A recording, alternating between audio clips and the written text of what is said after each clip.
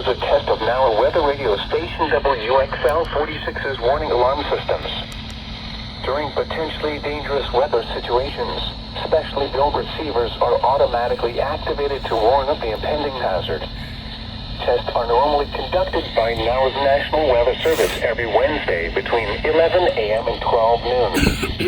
When there is a threat of or existing severe weather in the area on Wednesday, the test is postponed until the first good weather day.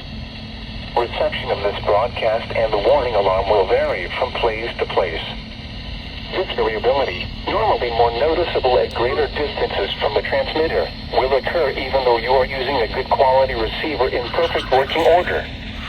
The warning alarm will be activated for watches and warnings affecting the following counties: Christian, Dade, Dallas, Douglas, Greene, Macleod, Lawrence, Polk, Stone, Taney, Webster, and Wright. This has been a test of the NOAA weather radio warning system. We now return to normal programming.